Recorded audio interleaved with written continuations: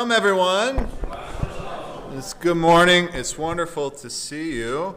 Today, I want to talk about tefillin, these little black boxes that we tie to ourselves at morning minyan. These tefillin. So I want to ask you this morning, how are you tefillin?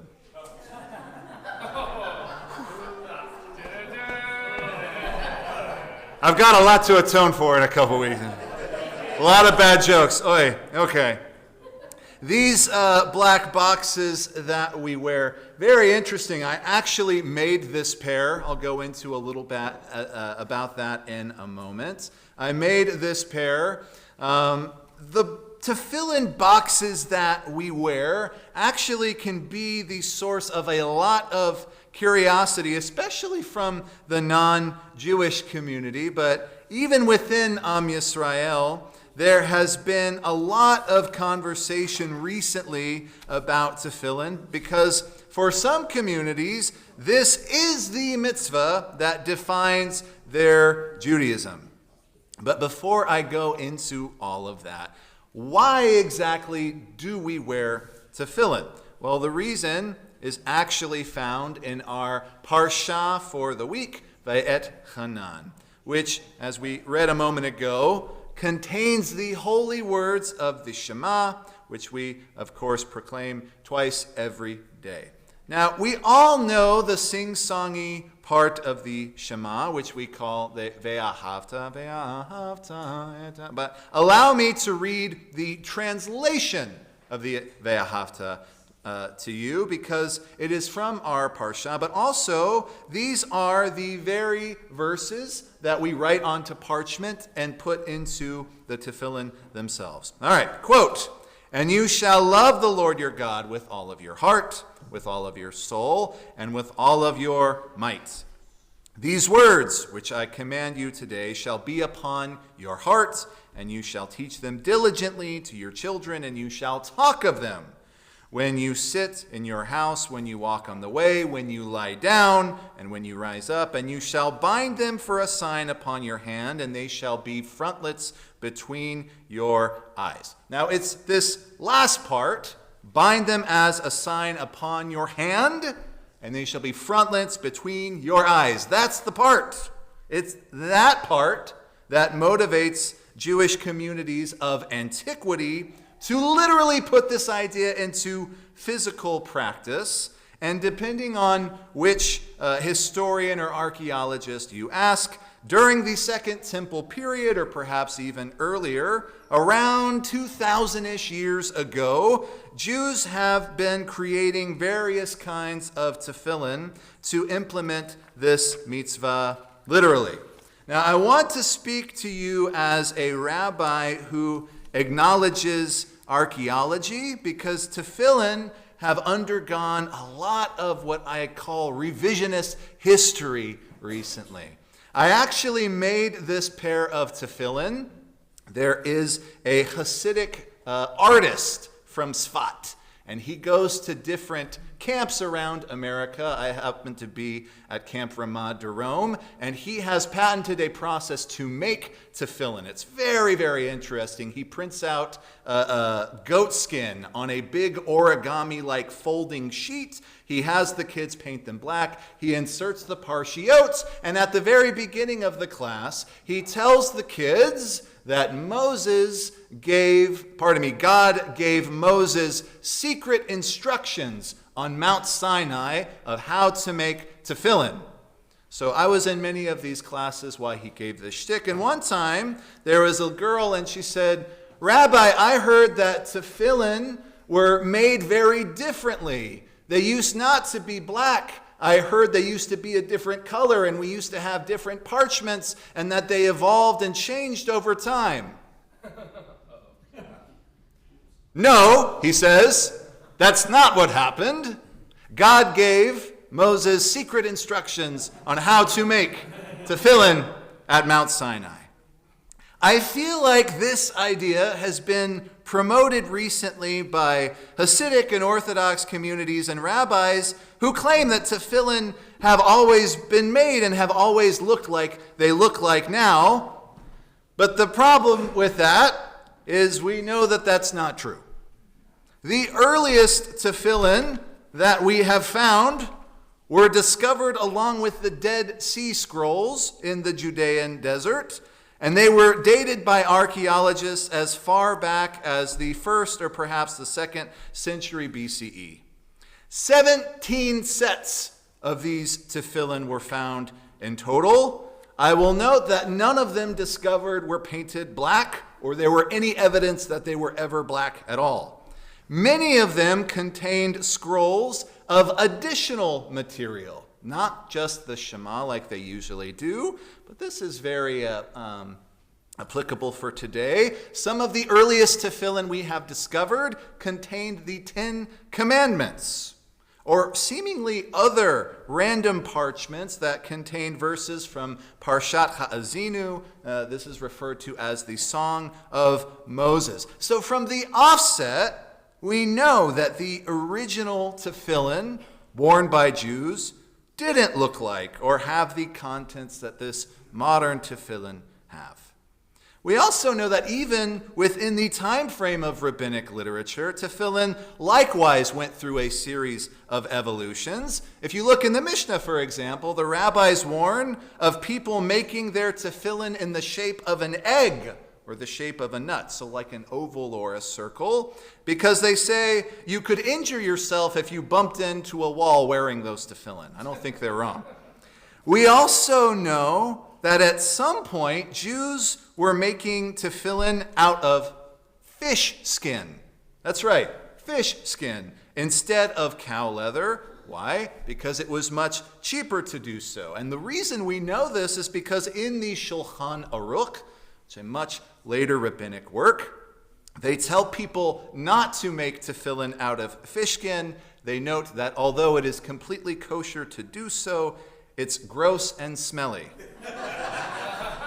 So, again, not wrong. The response by other communities and religions to our tefillin has really always been that of skepticism. We know that the earliest Christian sects, who used to be Jews, they initially wore tefillin. There is evidence of this, and they called tefillin by the Greek word for amulet, which is phylacteria, which is why sometimes, very rarely, you'll hear tefillin referred to as phylacteries. Please don't refer to tefillin as phylacteries. Ugh. These early Christians abandoned the practice of wrapping tefillin because they viewed the words of the Ve'ahavta not as a literal physical commandment, but they viewed it as rather a metaphor. They think that wrapping the words on your hands and your eyes means putting God's words into actions through your deeds, charity, prayer. I don't think it's literally writing out the law and affixing it to your body. So where does all of that leave us now with our relationship to tefillin? Well, allow me to tell you a little anecdote about my normal pair of tefillin, which I don't have right now because they are still being worked on at the tefillin repair place in a very religious neighborhood of Jerusalem called Mea Sharim. I just want to note for the record, I dropped this tefillin off 3 weeks ago. Still not ready. Hopefully I'll get them any day. The tefillin I bought from this place, it's called Hasofer. It's in Mea Sharim. I bought it in 2019, and I thought maybe if I spend a little bit more money, I'll have a pair of tefillin that will last me a long, long time. So I spent more than I should have, and I bought a pair that were made from this really, really thick, high-quality leather. And I've got to tell you, this beautiful, nice pair of tefillin has given me more trouble than any other pair of tefillin that I've ever owned. I have a theory.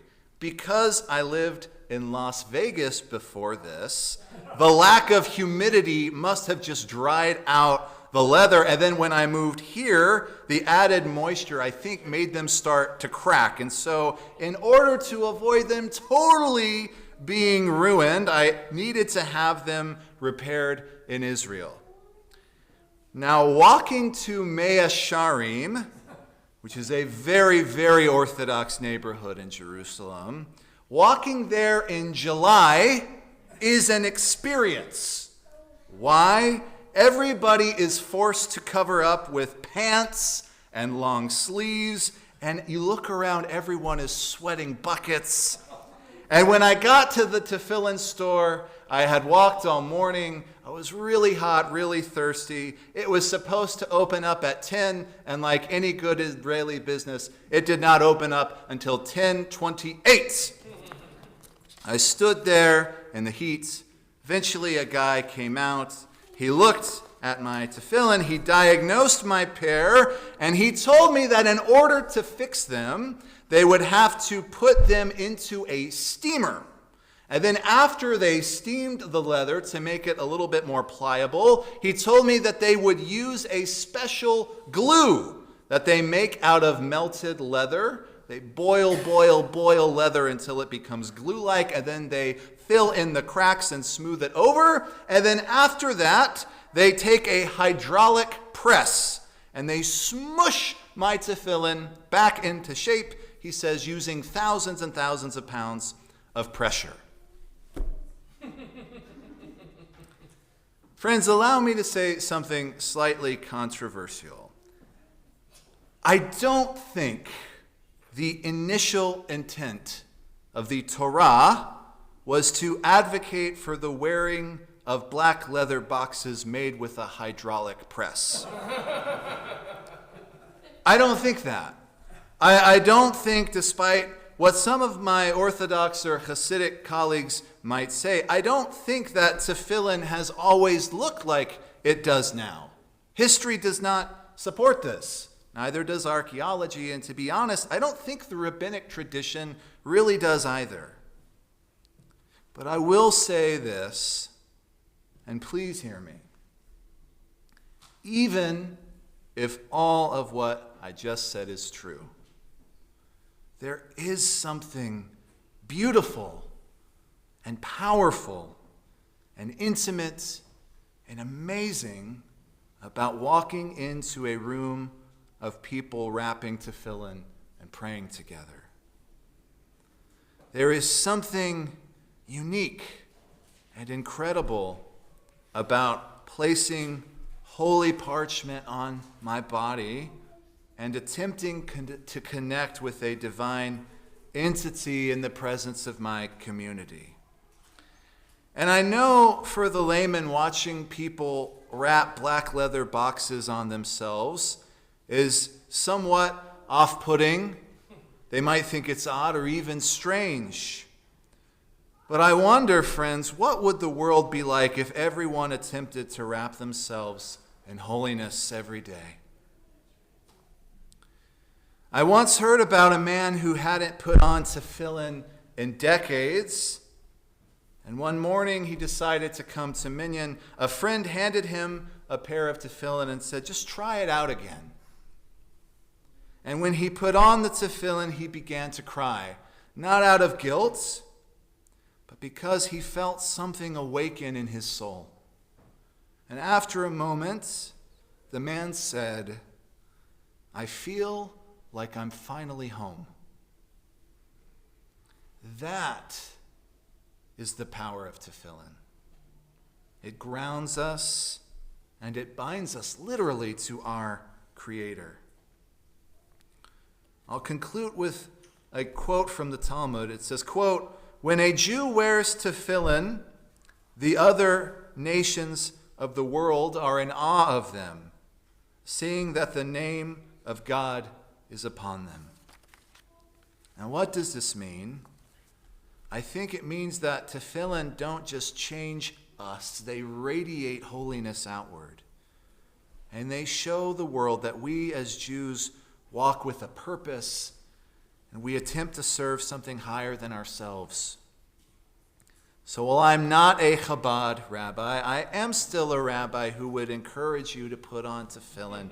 Not necessarily because I think that the Torah is literally advocating for the tefillin that we wear, but because when you wrap them, you're not just tying leather around your arm.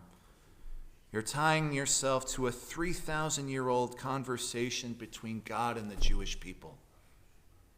You're saying to yourselves, and you're saying to others, Hineni, here I am. I am Jewish. I remember.